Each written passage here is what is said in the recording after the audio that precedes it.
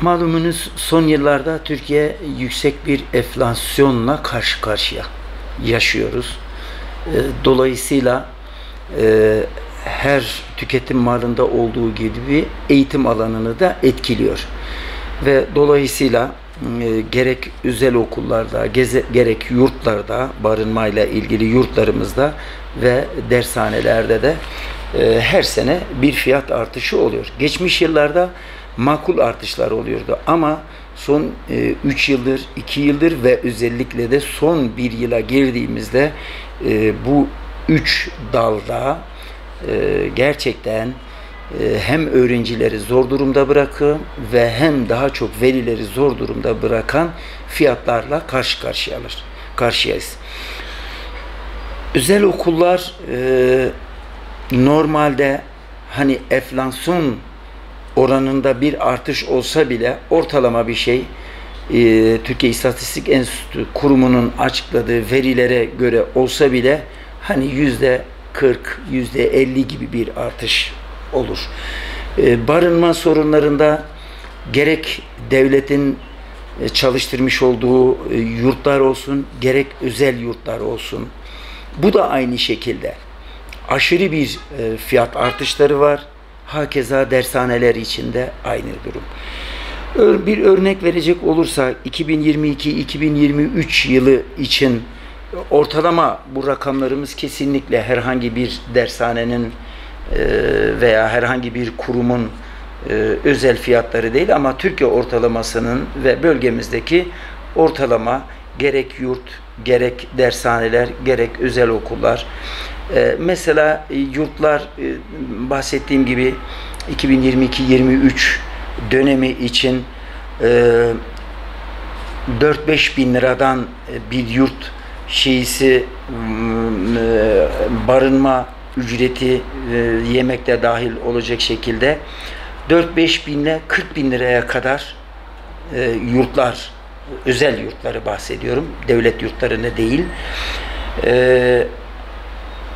Ortalamaya baktığımız zaman yine 8.500 ile 17.000 lira arasında değişirken bu fiyatlar, hadi siz buna ortalama hani o normal yani bugünkü enflasyona göre %30 bilemedin %40 gibi bir artış.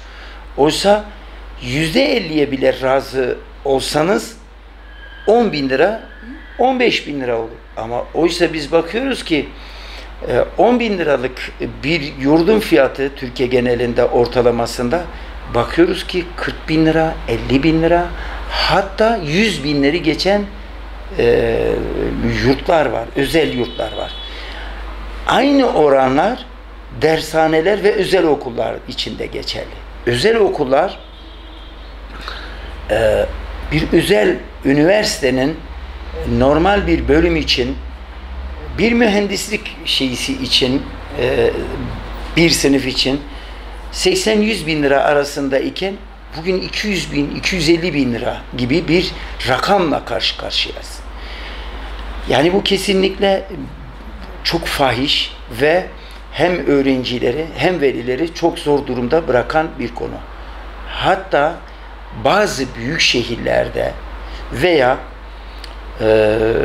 bu aynı şekilde de tersini gelişmemiş olan bölgelerimizde veya illerimizde dershaneler özel yurtları bulmakta zorlanan öğrenciler kısmen duyduklarımız kadarıyla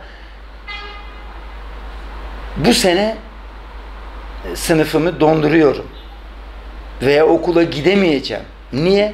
Yurt çok pahalı. Ulaşım çok pahalı. Yurtlar çok pahalı. Kalabilecek kiralar, eğer devlet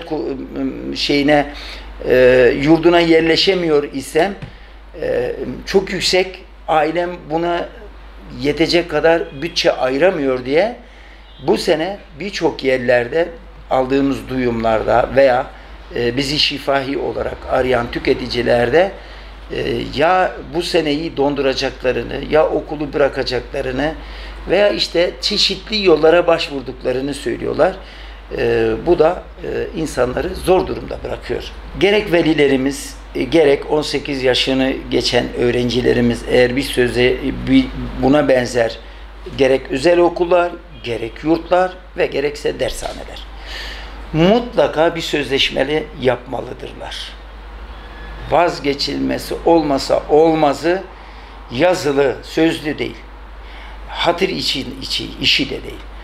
Yazılı bir sözleşme yapmalarını özellikle hem velilerden hem öğrencilerimizden bunu istirham ediyoruz, istiyoruz. Çünkü sözleşmeniz olmadığı zaman ileride karşılaşacağınız sorunlarla ilgili fazla bir şey elde edemiyorsunuz.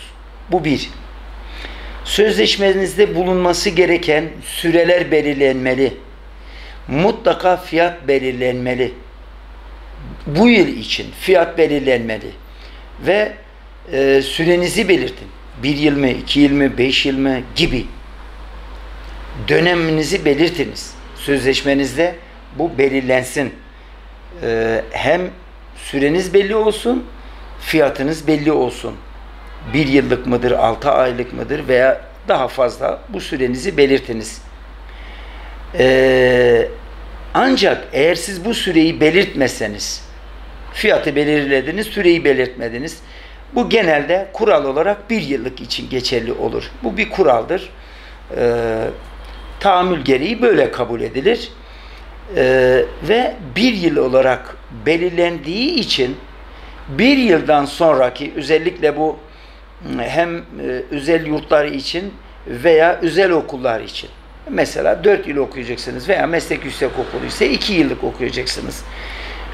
Diyelim ki bu yıl meslek yüksekokulu için bir örnek verirsek özel okul olma, özel üniversite olma hasebiyle farz edelim 50 bin liralık gibi bir fiyat belirlenmiş ise bir sonraki yıl eğer fiyat artışının ne olacağı belirtilmemişse yani normalde TEFE veya TÜFE'nin yıllık enflasyon oranında o üniversitenin bir artış, özel okulun veya bir artış hakkı doğar.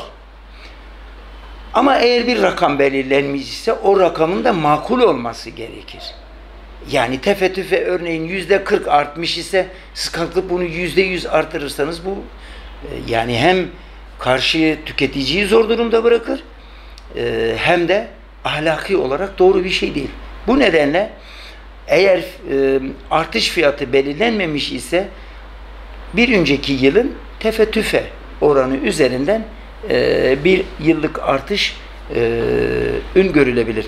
Ama şu anda aldığımız duyumlar veya zaman zaman vatandaşların bize danışma amacıyla arandığında hemen hemen tabii ki vicdanlı davranan, gerçekten hizmet etmek isteyen kurumları tenzih ediyoruz bu konuda. Ama çoğunlukla bu 3 kurumlarda, özel okullar, yurtlar ve dershaneler hepsi %100'ün üzerinde bir artış yapıyorlar. Hatta %100, %150, %200 yapanlar bile olduğu duyumlarını alıyoruz. Yani burada bu kurumlara da sesleniyorum. Yazıktır. Yani bu gençlere bir eğitim önünü kapatmasınlar ekonomik yönden. Tabii ki bir ticari işletme bunlar. Ticari işletmeden dolayı para kazanacaklar. Ona bir itirazımız yok. Ama bu parayı kazanırım derken de böyle çok fahiş fiyatlarla veya öğrenci velisini zor durumda bırakacak fiyatlardan kaçınmalarını istiyoruz. Dediğimiz gibi tüketicilerimizden de kısacası sözleşmelerini, fiyatlarını, yıllık artışlarını ve sürelerini belirlenmelerini ve bir surette yanlarına almalarını istirham ediyoruz. Buna uymayan kurumlara işte üniversitelerde YÖK malum yetkili, diğer okullarda veya dershanelerde, özel okullarda, orta öğretimde, Milli Eğitim Bakanlıklarımız, Gençlik Spor yurtları için Gençlik Spor İl Müdürlüklerimiz, bakanlığımız yetkili. Bütün bunlara rağmen eğer sorunları çözülmemesi halinde tabi belgelendirmek şartıyla o il ilçede bulunan tüketici sorunları hakem heyeti heyetlerimize de müracaat edebilir